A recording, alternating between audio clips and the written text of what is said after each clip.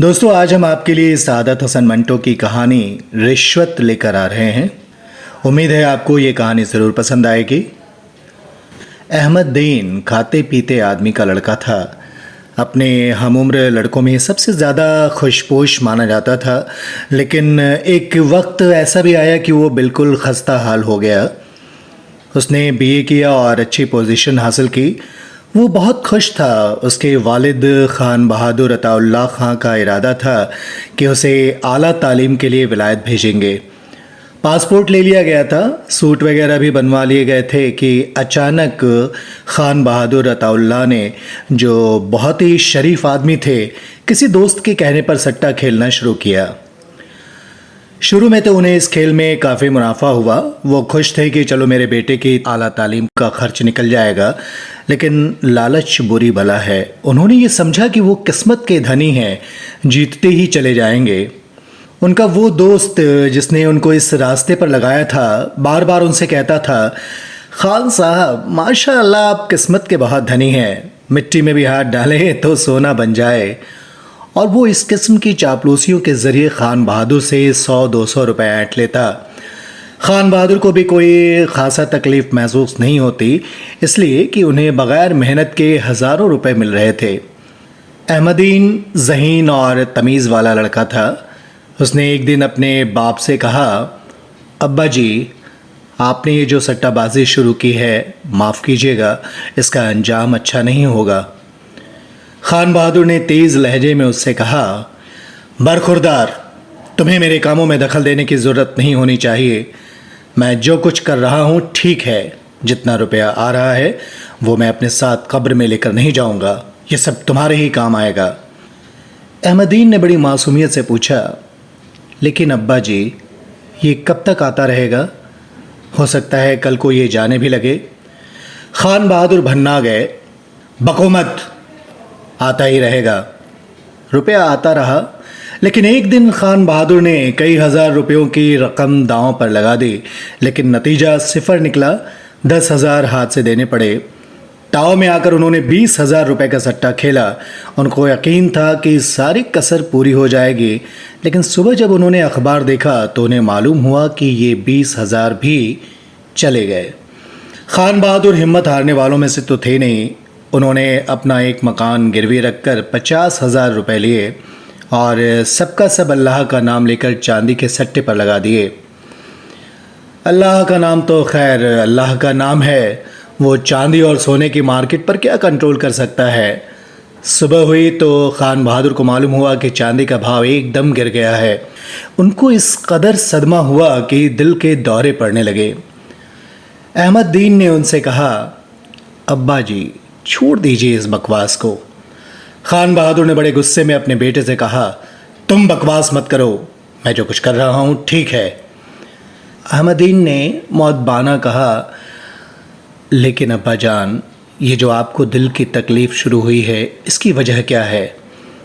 मुझे क्या मालूम, अल्लाह बेहतर जानता है।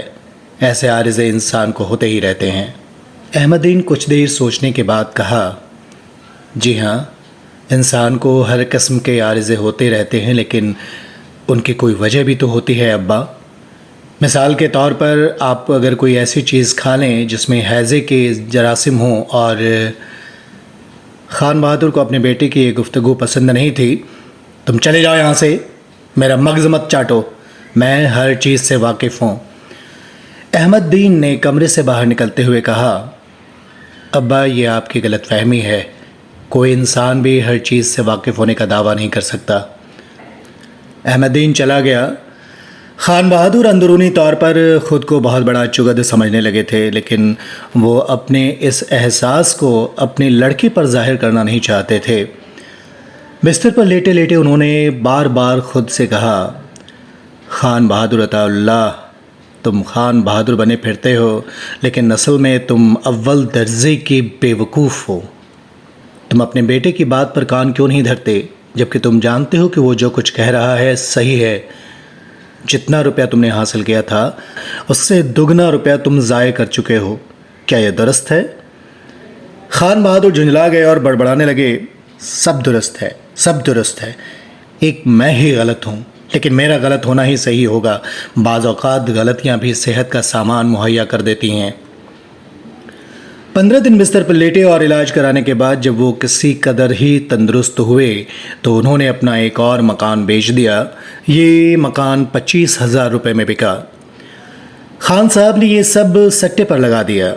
उनको पूरी उम्मीद थी कि वो अपनी अगली पिछली कसर पूरी कर लेंगे, लेकिन किस्मत ने यावरी न की और वो इन 25,000 रुपयों से भी हाथ धो बैठे। अहमदीन पेचोताप खाकर रह गया। उसकी समझ में नहीं आता था कि अपने बाप को किस तरह समझाए। वो उसकी कोई बात सुनते ही नहीं थे। अहमदीन ने आखिरी कोशिश की और एक दिन जब उसका बाप अपने कमरे में हुक्का पी रहा था और मालूम नहीं किस सोच में गर्क था तो उससे डरते डरते मुखातिब हुआ, अब्बा जी। खान बहादुर इस कदर सोच में गर्क थे कि उन्होंने अपने लड़के की आवाज़ ही नहीं सुनी। अहमदीन ने आवाज़ को ज़रा बुलंद किया, अब्बा जी, अब्बा जी। खान बहादुर चौंके, क्या है? अहमदीन कांप गया, कुछ नहीं अब्बा, मुझे आपसे बस एक बात कहनी थी। खान बहादुर ने हुक्के की नड़ी अपने मुंह से जुदा की, कहो क्या कहना है? अहमदीन ने बड़ी लजाजत से कहा, मुझे ये अर्ज़ करना है और ये दरख्वास्त भी करनी थी, आप सट्टा खेलना बंद कर दें। हुक्के का एक ज़ोरदार कश लेकर वो अहमदीन पर बरस पड़े, तुम कौन होते हो मुझे नसीहत करने वाले? मैं जानूं मेरा काम। क्या अब तक तुम्हारे ही मशवरे से मैं सारे काम करता रहा हूं? देखो, मैं तुमसे कह देता हूं, आइंदा मेरे मामले में कभी दखल नहीं देना। मुझे ये तुम्हारी गुस्ताखी ज़रा भी पसंद नहीं, समझ गए? अहमदीन की गर्दन झुकी हुई थी। जी, मैं समझ गया। और ये कहकर वो अपने बाप के कमरे से निकल गया। सट्टे की लत शराब की आदत से भी कहीं ज़्यादा बुरी होती है। खान बहादुर इसमें कुछ ऐसे गिरफ्तार हुए कि जायदाद सबकी सब इस ख़तरनाक खेल की नज़र हो गई।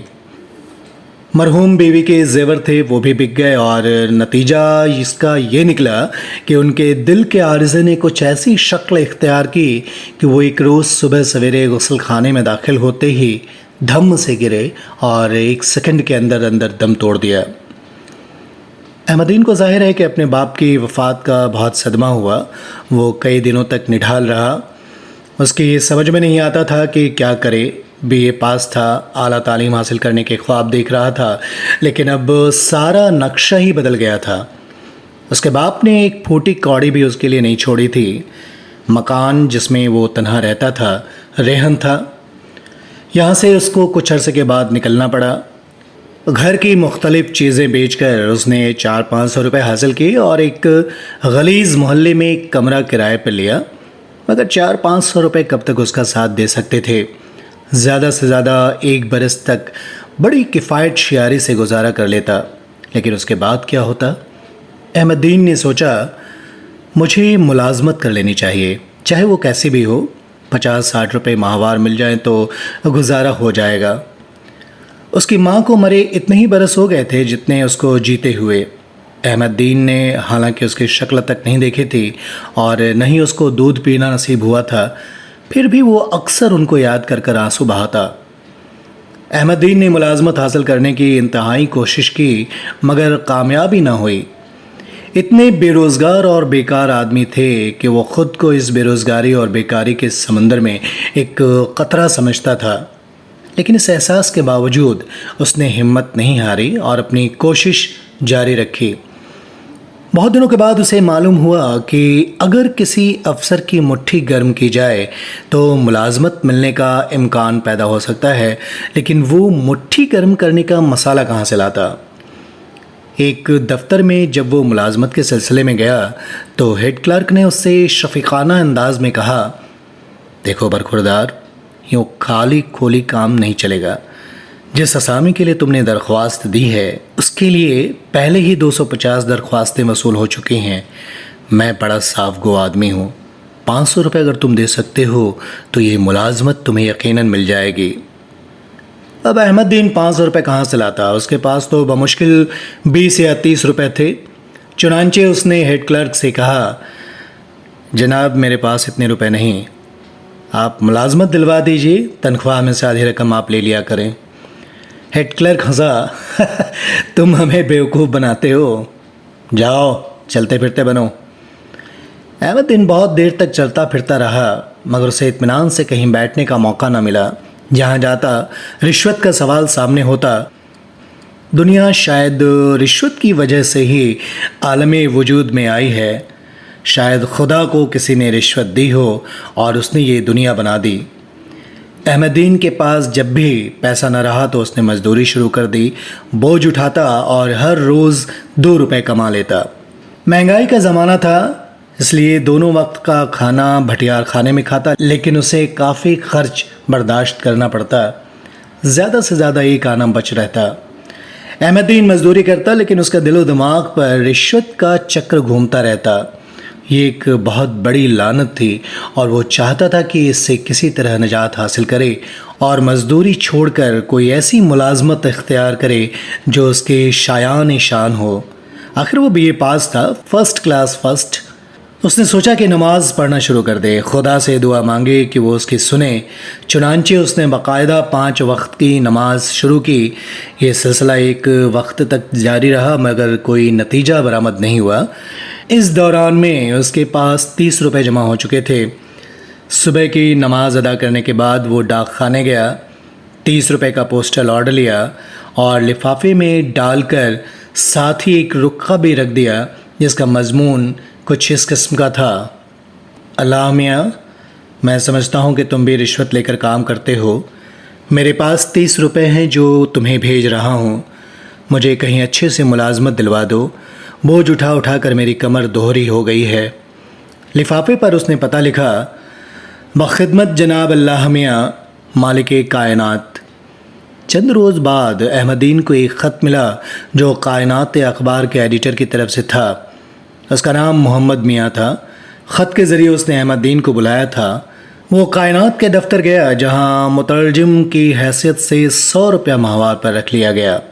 अहमदीन ने सोचा, आखिर रिश्वत काम आ ही गई। दोस्तों, उम्मीद है आपको आज की ये कहानी रिश्वत, जिसे सादत हसन मंटो साहब ने लिखा था, आपको ज़रूर पसंद आई होगी। तो सुनते रहिए आप अपना channel the Indian story teller और अपनी राय हमें ज़रूर भेजें। कृपया हमारे वीडियोस को लाइक, शेयर और कमेंट करें। साथ ही हमारे चैनल को सब्सक्राइब भी करें और हाँ, लेटेस्ट अपडेट्स पाने के लिए बेल आइकन ज़रूर दबाएं।